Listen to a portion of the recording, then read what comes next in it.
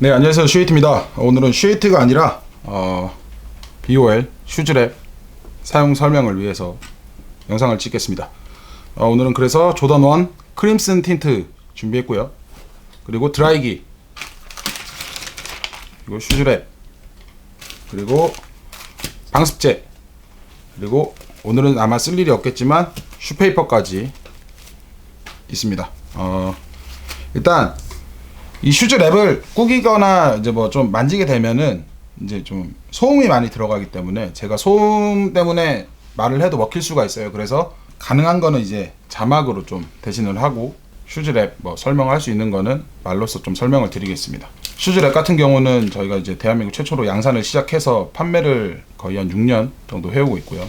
기존에 뭐 수축 필름이랑 비슷하다고 말씀을 하시는 분들이 많으신데 엄연히 따지자면 수축 필름 꽈긴 하지만 수축 필름이랑은 다릅니다. 저희 거는 이제 뭐 수축이 돼서 좀 마무리를 했을 때 바깥에서 침투하는 것도 없고 안에서 나가는 것도 없고 신발 보관에 있어서는 최적의 그 조합을 해서 사용을 해서 원료를 사용을 해서 만들기 때문에 기타 다른 제품이랑은 비교를 할 수가 없어요. 그래서 저희가 실질적으로 외국에 좀 수출도 하고 있고 국내 편집샵도 많이 사용을 하고 계시고 뭐 이제 매니아 분들도 당연히 많이 사용을 하고 계시죠. 슈즈랩 같은 경우는 다들 아시겠지만 뭐 들어갈 때 좀 어려우니까 이게 입구에서 좀 들어갈 때 힘들기 때문에 좀 구겨줘야 되는 부분이 있어요. 근데 뭐 구겨주시는 것도 뭐 이런 식으로 말아서 하시면 되죠.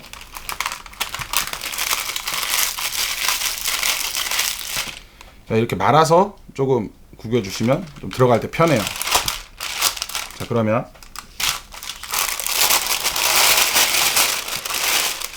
입구를 일단 벌려놓고 신발을 넣겠습니다. 그 전에 이 방습제 하나씩 꼭 넣어야겠죠?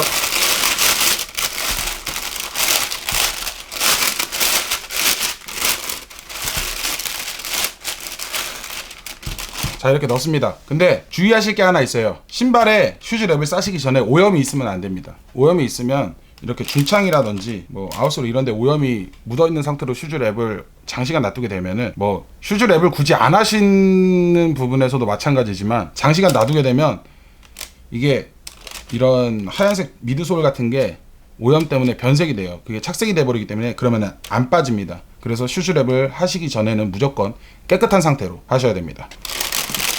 자, 이렇게 넣고 이 슈즈랩 아코 이 앞쪽에 끝에 모서리에 신발 아코가 와 있는지 먼저 확인을 해주세요.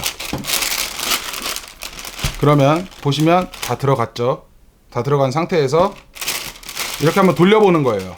돌려봤을 때 슈즈랩 이음새가 신발 가운데 와 있나 이것도 한번 확인을 하시고, 자, 그러면 신발이 저는 지금 285 사이즈인데 신발이 클 수도 있고 작을 수도 있잖아요. 신발이 만약에 작다고 하시면 이 뒤쪽에 남는 부분을 한 3번 정도, 저는 285 기준으로 딱 남는 게 딱 3번이더라고요. 그래서 그런 건 아니고 3번 정도가 딱 적당해요.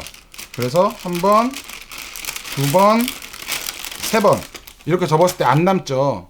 근데 한 3번 정도가 왜 적당하냐면 많이 접으면 이 뒤에가 불룩해져서 나중에 이제 랩핑할 때 테이프를 바르게 되는데 테이프도 떨어지기가 쉽고 이제 볼록하면 좀 보기도 힘들고 박스 안에 안 들어가는 경우도 있어요. 그래서 한 3번 정도만 접을 분량만 남겨놓고 신발이 작다 하시는 분들은 잘라주시면 됩니다. 자, 그러면 1번, 2번, 3번 접었어요. 3번 접어서 테이프를 가운데 하나 발라줄게요.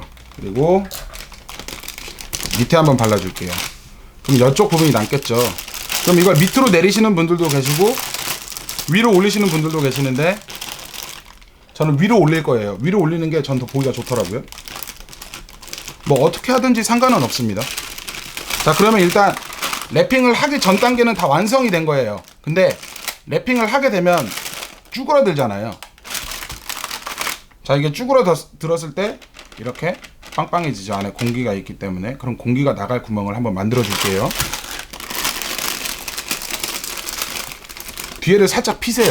이렇게 살짝 피시고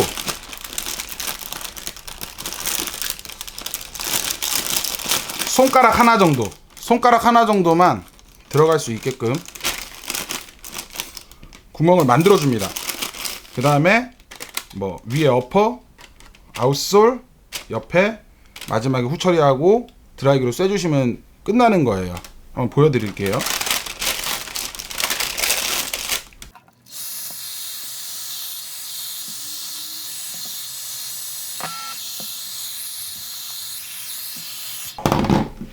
자, 이렇게 랩핑이 아웃솔 옆에 어퍼 다 됐죠. 그러면 이 위축을 위에를 마무리를 하고 끝내야 되는데, 지금 보시는 대로 이 위쪽에는 공기가 이만큼 있을 거예요. 이 앞에 쪽에는 거의 이제 들어가 있는 공기가 없다고 보시면 돼요. 물론 내부엔 있겠지만, 그럴 때는 여기를 살짝만 잡아주세요. 살짝만 잡으시면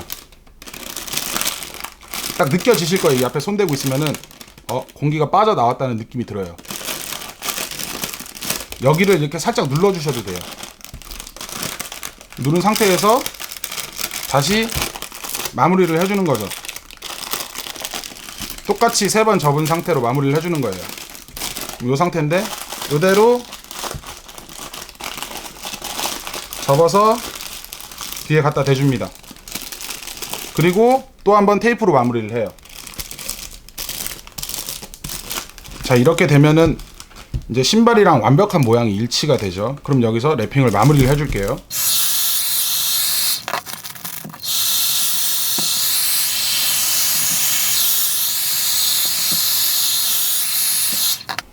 자, 이렇게 마무리가 됐습니다.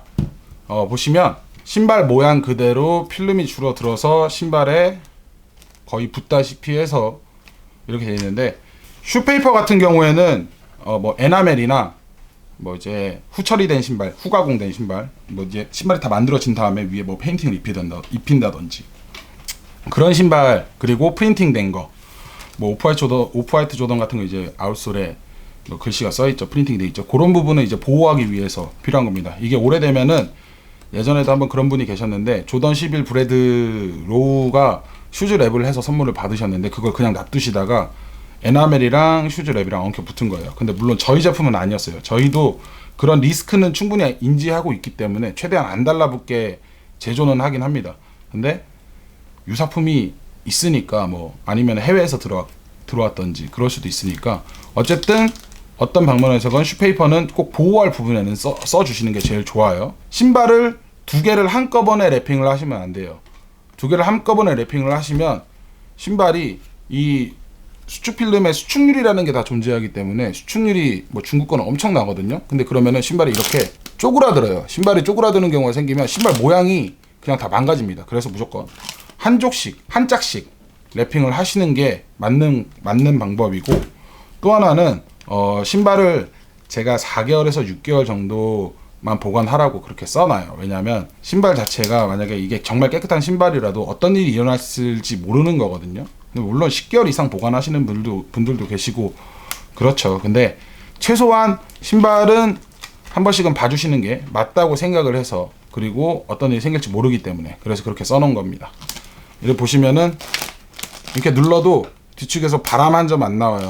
누르면 원래 바람이 통해야 되고 나가야 되는 건데, 이거는 진짜 100% 밀봉 상태인 겁니다. 신발은 꼭 깨끗하실 때 깨끗한 상태에서, 아니면 케어를 하신 다음에 랩핑을 하셔야 되는 거 다시 한번 말씀드리고요. 슈즈랩 사용 방법을 제가 일전에도 많이 올리긴 했는데, 이번에는 완벽하게 좀 고화질로다가 업로드를 해봤습니다. 오늘 슈즈 랩핑은 여기에서 마무리하고요. 혹시나 궁금하신 게 있으시면은 뭐 저희 카카오톡에 BOL을 치셔도 되고, 아니시면은 네이버 톡톡 뭐 전화를 주셔도 되고, 그리고 뭐 유튜브 리플을 남기셔도 되고, 언제든지 환영합니다. 오늘 영상은 여기서 마치겠습니다. 감사합니다. 끝까지 봐주셔서 고맙습니다.